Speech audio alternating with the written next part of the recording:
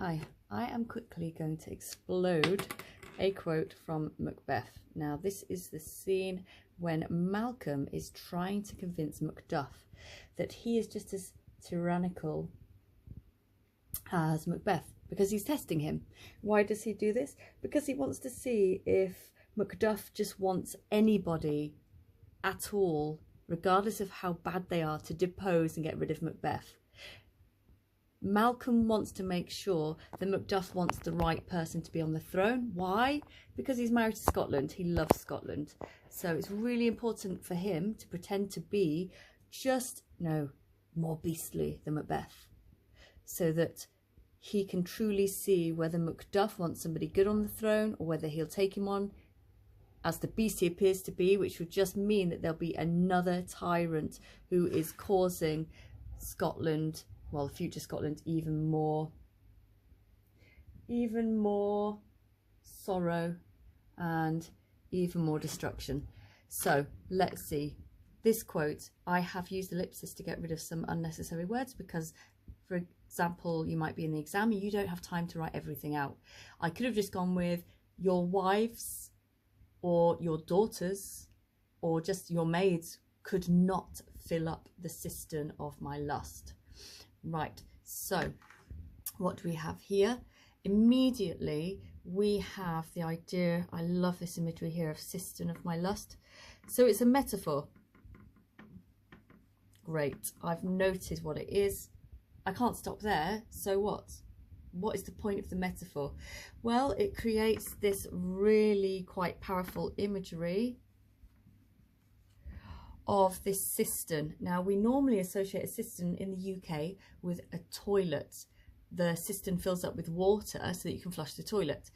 But in Shakespeare's era, it could mean any pond, any reservoir, or any storage capacity for water. And usually in Shakespeare, a cistern is associated with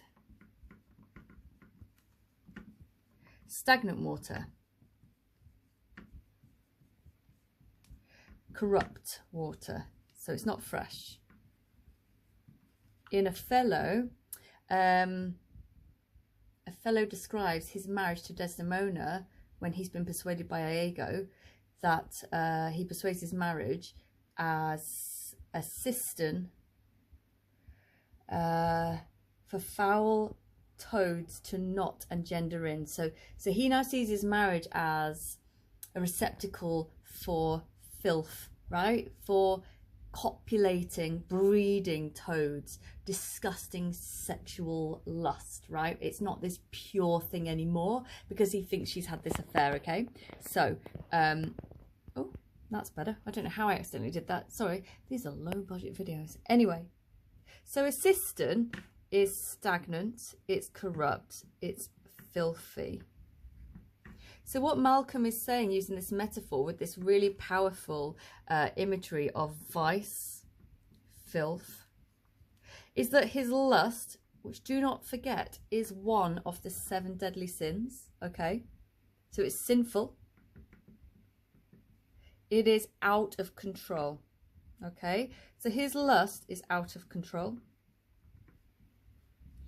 Who else has behaviour that is out of control?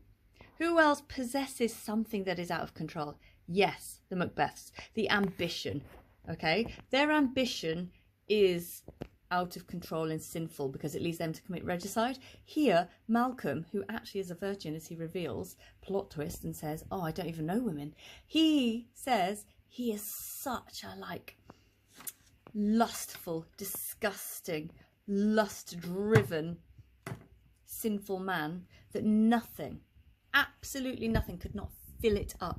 It is that boundless. So this imagery of it being unquenchable, we can associate that, we can parallel it with the unquenchable lust for power that both the Macbeths have. It's unnatural, it's sinful.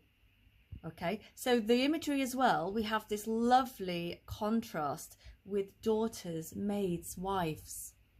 All of these, I guess I could say. We have some lovely imagery. These are all either maternal or innocent. So we have a contrast. Let's put juxtaposition. I'm running out of juxtapositioning. I'm so sorry. I need to get a bigger board, clearly. Anyway, so there's some nice juxtapositioning of the innocent and the wifely and the good with lust. One is God sanctioned, e.g. marriage, and the other is not, it's a sin. So here, Malcolm is excellently testing Macduff by saying, yes, I am that bad, that I possess swamp-like, stagnant, dirty, filthy reserves of lust. You can't fill it up. Just like Macbeth, as we've said, his ambition is boundless. Again, it's too much. It oversteps. It's not controlled. It's not within the remit of what is deemed acceptable by society and God. It's greedy. And greed, avarice, is something else that he goes on to describe in terms of how he'd want all of the land. He'd want to seize all of the land as well. So basically here he is saying to Macduff that his greed is just as bad, if not worse, than Macbeth's, because it spans the body, lust, corruption, and it also would bleed out into possessing land, possessing riches. What else could we say about this imagery? So we've got the idea of sin, we've got juxtapositioning, the innocent and the good of this femininity with the sinful lust, which is condemned in the eyes of God. We have the fact that it's a metaphor, and the imagery is very powerful. Cistern of lust, like a swamp, like low, like degraded, like the bottom, like a lower strata, nothing noble or high. We could also say that Macbeth's ambition, instead of being a very good thing, a noble thing, actually it's very base. It's dark, it's low, because it serves only himself for the sake of it. It doesn't serve the greater good. Whereas Malcolm's ambition, his real ambition, is to serve his God and country, which is noble, which is lofty, which is up there, which is higher. It's not low. It's not filled with degradation. It's not a swamp. It's heavenly.